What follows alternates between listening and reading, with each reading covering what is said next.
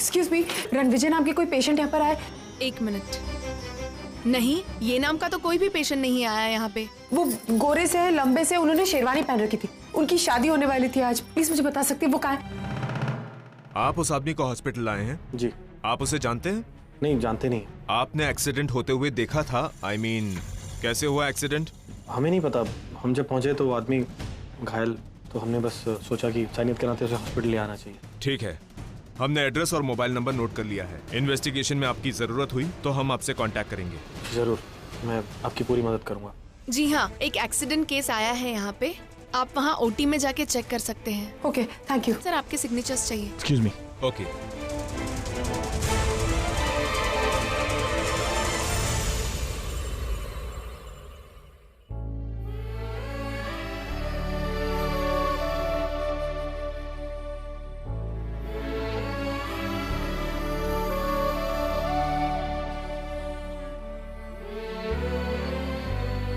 जी, आप उनकी रिश्तेदार हैं? जी हाँ, मेरी शादी होने वाली थी। ये उनकी बेटी। लगता मैं अपना पर्स भूल गई, लेकर आती हूँ। ये लीजिए। आई होप वो आदमी बच जाए बस। आपको कुछ पता चला ये एक्सीडेंट कैसे हुआ? किसने किया? किसने कुछ देखा? जी नहीं, एक्सीडेंट होते हुए तो किसी ने नहीं देखा। हाँ, जिन लोगों ने उन्हें हॉस्पिटल में भर्ती कराया है, हमने उनका स्टेटमेंट ले लिया है। हम खुद स्पॉट पे जाएंगे, इन्वेस्टिगेशन करेंगे, इसके बाद ही आपको कुछ बता पाएंगे।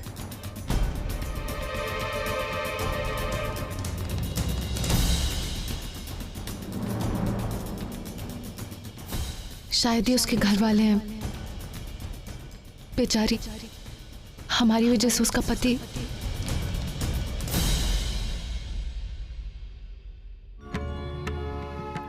वो चाहे जो भी हो, उसे सजा जरूर मिलनी चाहिए। जी, पूरी की पूरी कोशिश करेंगे।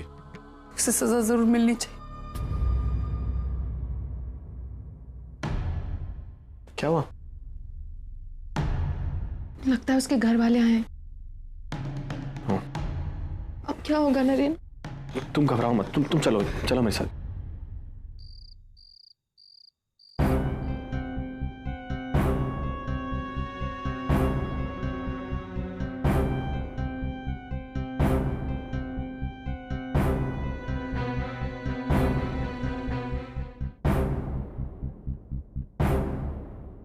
मम्मी, पापा ठीक तो हो जाएंगे ना?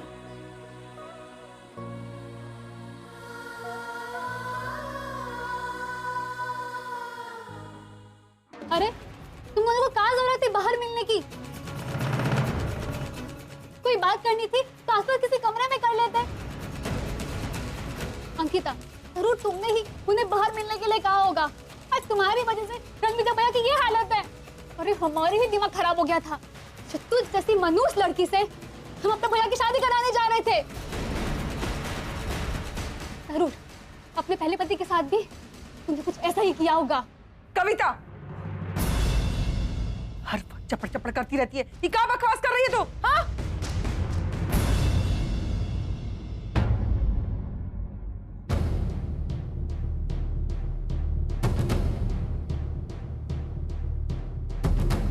डॉक्टर कैसे है रणविजय? अभी डॉक्टर साहब, हमारा बेटा ठीक तो है ना? डॉक्टर साहब, हमरा कहे का मतलब है कि कोनो खतरा का बात तो नहीं है ना? डॉक्टर साहब, उसका जख्म तो कुछ गहरा तो नहीं है ना डॉक्टर साहब? अब हम उनसे मिल सकते हैं? डॉक्टर प्लीज बताइए ना, वो कैसे हैं? देखिए, अभी आप उनसे नहीं मिल सकते।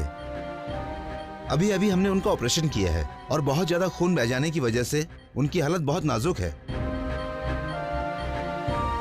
आप सभी लोग भगवान से प्रार्थना कीजिए कि कल तक उन्हें होश आ जाए, वरना कुछ भी हो सकता है।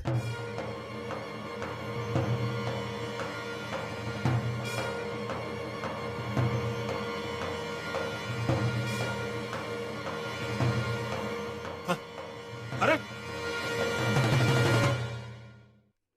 हे बप्पा, हमसे क्या गलती हुई जो हमरे बेटे को, वो हमरा बेटा नहीं है, सिर्फ हमरी आशा है, हमरे जीने का सहारा है, हमरी जिंदगी है। और अभी तो हमरे बेटे ने जिंदगी भी सही से नहीं जिया। शादी हुई, शादी के साल भर में ही उसकी पत्नी चल बसी। अभी उस सदमे से कैसे भी करके बाहर आई, तो फिर इतना बड़ा सदमा। नहीं बप्पा नहीं, हमरे बेटे की जिंदगी बचा लीजिए, ओका बस दीजिए, ओका जिंदगी बचा लीजिए बप्पा। दादा हम जा रहे हैं। हाँ बेबी, मम्मा और डैडा को ना कुछ जरूरी काम याद आ गया, इसलिए हम जा रहे हैं। ओके ओके, तुम नीचे जाके खेलो। ओके, फिश टैंक के पास हम आ रहे हैं। Okay, go down.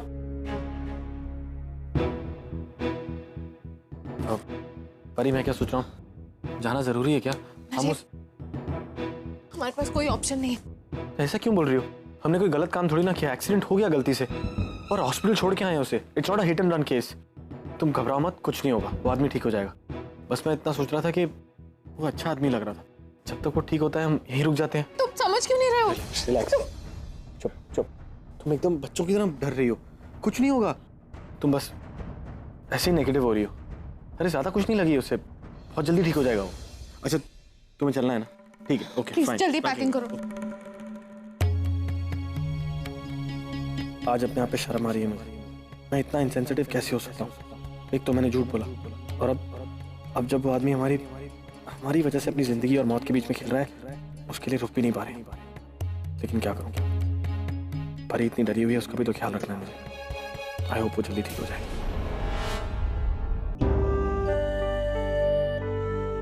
कि मेरे रणविजय को अगर कुछ भी हुआ ना, तो हम जिंदा नहीं रह पाएंगे। जवान बेटे को कंधा देने की ताकत इस बूढ़े बाप में नहीं है। मुझे क्या कह रहे हैं आप? ऐसा मत कहिए। अरे कितनी मुश्किल से तो सीधे रास्ते पे आया था, सब छोड़ चुका था, गुंडाई, दबंगाई, सब कुछ छोड़ चुका था, और अब तो वो का घर बसने जा रहा था। हम तो उसे आशीर्वाद में ये कहने वाले थे कि बेटा तू हमारा सबसे अच्छा बेटा है, हमें तो से कोनो पर शिकायत नहीं है, बल्कि हमें गर्व है तेरे पे, कहने वाले थे उसे। गवा बाबूजी, हौसला रखिए आप। है विष्णु, ये तू शिवजी से आज जरूर मांगना। शिवजी से कहना कि ये जो मौका दिया है ना हमें, वो बस हमसे ना छीने। और हाँ, वो शिवजी से ये भी कहना कि जिसने मेरे इस रणविजय की हालत की है ना, उसे दंडित करे उसे नहीं छोड़े। बाबूजी भोले शंकर, ऐसा कुछ नहीं होने देंगे बाबू, नहीं होने देंगे ऐसा कुछ, नहीं होने देंगे ऐसा कुछ। देखना चाची, पापा को कुछ नहीं होगा। मैंने हनुमान जी से कहा है, अगर वो पापा को ठीक कर देंगे, पापा और माँ की शादी करा देंगे, तो मैं उन्हें अपने हाथों से प्रसाद चढ़ाऊंगी। हाँ गुड़िया, सब ठीक हो जाएगा।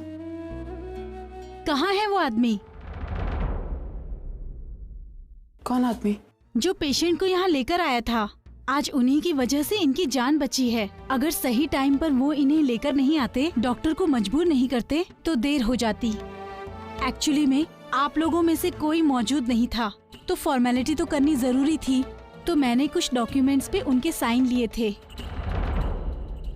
अभी भी कुछ और साइन लेना उनके बाकी हैं। लेकिन वो तो चले गए होंगे शायद, पता नहीं। पेपर्स में तो उन्हीं के सिग्नेचर लगेंगे। मेरे पास उनका एड्रेस है, आप में से कोई जाकर उन्हें ले आइए।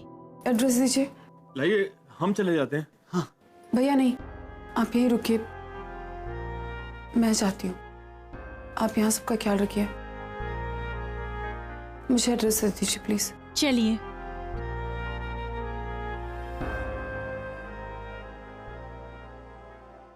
Thank you sir. चलो। कहाँ भागे जा रहे हो?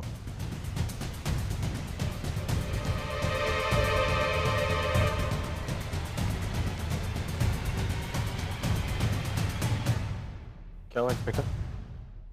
नहीं प्रॉब्लम? कमाल है, आप दोनों की एक्टिंग की दाद देनी होगी।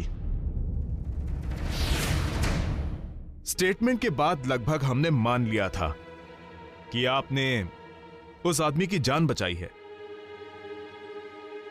और उस एक्सीडेंट से आप दोनों का कुछ भी लेना देना नहीं है।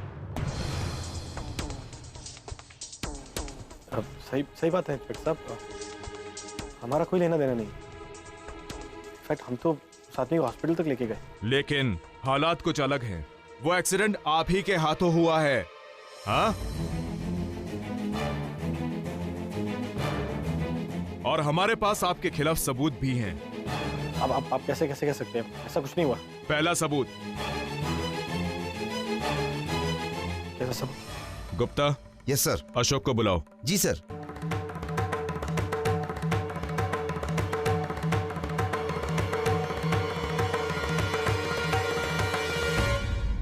अशोक, बताइए कि क्या यही दोनों हैं?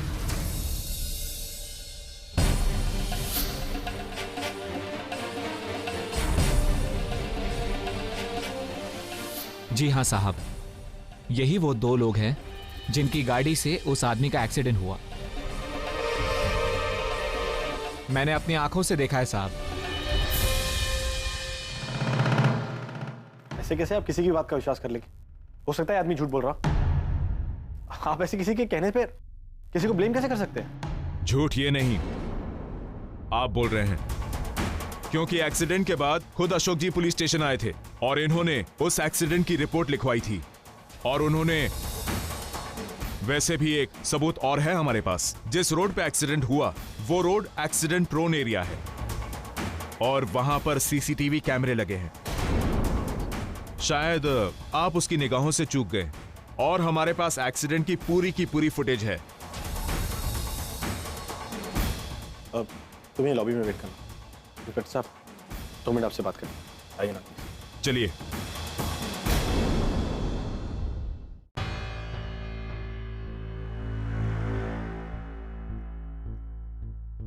एक्सक्यूज मी, रूम नंबर 227 कहाँ पर है? यहाँ से लेफ्ट, सेकंड फ्लोर। यहाँ से? हाँ। Thank you. वेलकम।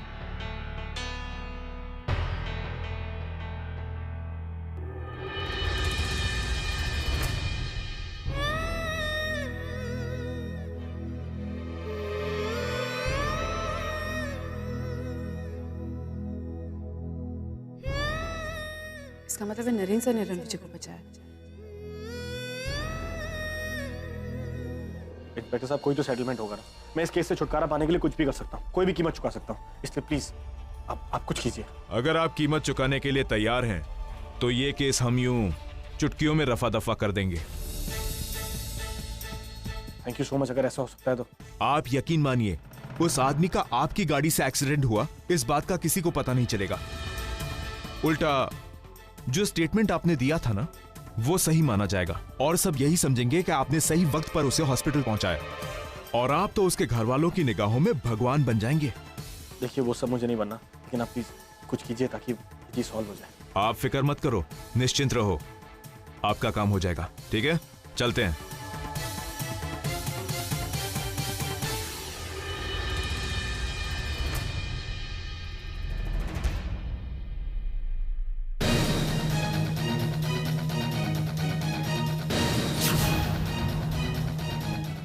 जा कहाँ रहे हैं? अंकिता, तुम? हैरान हो गए मुझे देख के? मैं भी आपको देख के बहुत हैरान हो गई थी, क्योंकि मुझे नहीं पता था कि आप ही है जिसने मेरे होने वाले पति का एक्सीडेंट किया। मैं जानती थी नरेंद्र सर कि आप बदल गए, मैं बहुत अच्छे से जानती हूँ। मैं ये भी जानती थी कि आपके लिए रिश्तों के मायने बदल गए, लेकिन आपने तो इंसानियत से भी नाता तोड़ दिया। एक ऐसे इंसान पर कार चढ़ा दी जिसकी कोई गलती नहीं, और अपने गुनाह को बचाने के लिए आप इस पुलिस वाले को रिश्वत दे रहे हैं। ये तो क्या बोल रही है? हाँ, एक ऑन ड्यूटी इंस्पेक्टर के ऊपर ये इल्जाम लगाने के जुर्म में तुम्हें सीधा अंदर डाल देंगे। डाल दीजिए, लेकिन उससे पहले एक मेरा काम कर दीजिए। मैं एक कंप्लेन लिखाना चाहती हूँ मिस्टर नरेंद्र करमरकर के खिलाफ। अगर मैं जेल जाऊंगी तो ये इंसान भी जेल जाएगा। सारे प्रूफ तो आपके पास होंगे ही ना? इंस्पेक्टर साहब, 1 मिनट, आप नीचे जाइए, मैं आपसे मिलता हूँ। आप प्लीज। अंकिता, मुझे नहीं पता था कि ये वो आदमी तुम्हारा होने वाला पति है, तुम्हारे बच्चे का पिता। और एक्चुअली ये एक्सीडेंट गलती से हुआ। वो गलती से? ये आपके लिए गलती होगी, लेकिन मेरी नजरों में गुनाह है जो आपने किया है। आप जानते हैं आपकी इस एक्सीडेंट की वजह से कितनी जिंदगियां बर्बाद हुई है। जाइए, अब जाइए, जरा देखिए जाकर कि रणविजय के माता पिता की क्या हालत हो रखी है। उनकी बेटी वो तो रो रो के। और आपको क्या मतलब है कि मेरे पेट में किसका बच्चा था और किसका नहीं? आपसे बहुत सालों पहले मैं रिश्ता तोड़ चुकी हूँ। आपको इन सारी बातों से कोई फर्क नहीं पड़ना चाहिए। मैं बहुत मुश्किल से अपनी जिंदगी में आगे बढ़ने की कोशिश कर रही थी, बहुत ज्यादा मुश्किल से, और अब आगे बढ़ने ही वाली थी कि आप बीच में आ गए। क्यों बार बार मेरी जिंदगी में वापस चले आते आप? मैं कुछ भी अच्छा करने जाती हूँ, अपनी जिंदगी में आगे बढ़ना चाहती हूँ, आप फिर से मेरी जिंदगी में क्यों आ गए नरेंद्र सर? जब आपने मुझे छोड़ा, मेरे पास सिर्फ मेरे बच्चे का सहारा था, और उसके बाद तो मेरा बच्चा भी मुझसे। क्या हुआ तुम्हारे बच्चे को? इससे आपको कोई फर्क नहीं पड़ना चाहिए। मेरे बच्चे को क्या हुआ, क्यों हुआ, इसे कोई अकल लेना देना नहीं है। आप प्लीज मेरी जिंदगी से दूर रहिए। मेरा बच्चा इस दुनिया में नहीं है, वो मर चुका है, वो मर चुका है। मैं अपनी जिंदगी में आगे बढ़। सॉरी, मुझे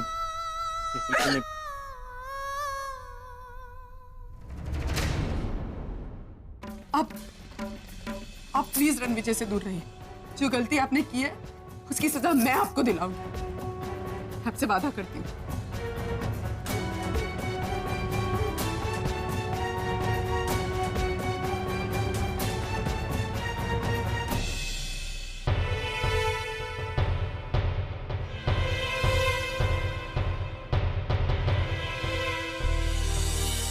पी ले विष्णु बेटा। हाँ, चाय पी ले। नहीं बाबूजी, बस।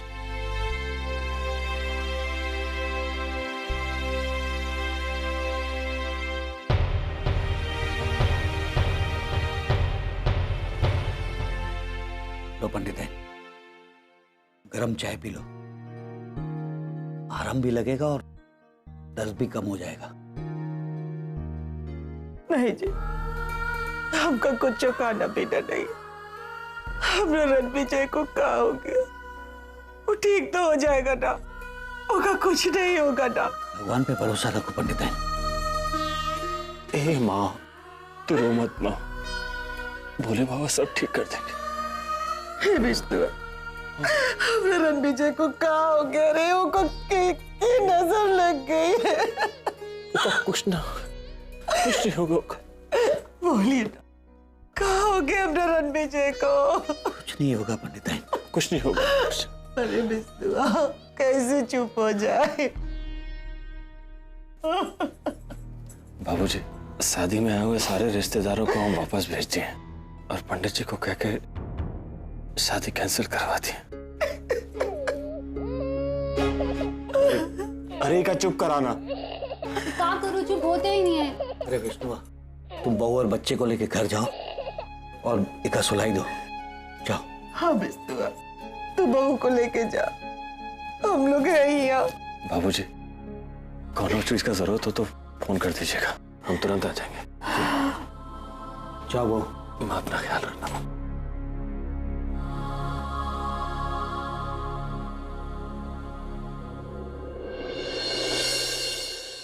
सुनिए, अंकिता का कुंडली ठीक से देखे थे ना? हमने कहे का मतलब है कि ओके कुंडली में कौन हो दोस्तों? अरे नहीं पंडित है, ये वक्त नहीं है ये सब बात करने का, और ये शंकाएं करना है ना, बंद कर दो।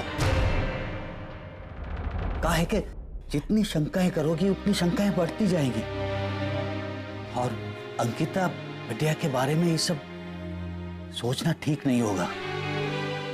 अरे वो बेचारी का इस सब में कहाँ दोष है? सही कह रहे आप। दोष मेरा ही है, मेरे नसीब में रतीत का।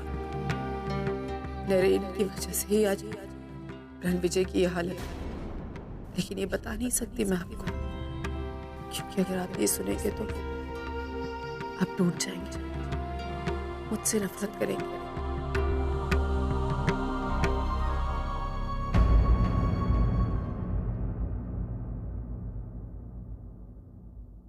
मैं जिसका घर बसाने चली थी उसी की गुनहगार बनकर रह गई।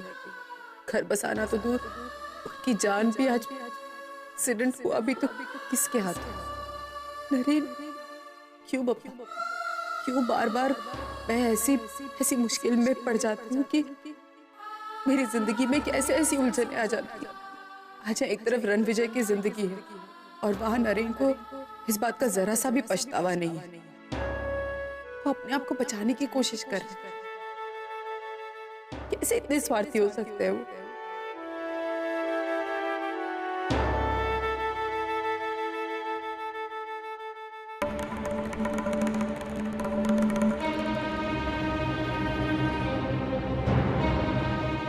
अंकिता बेटा, बेटा तुम उस आदमी से मिली ना? बेटा कौन है वो?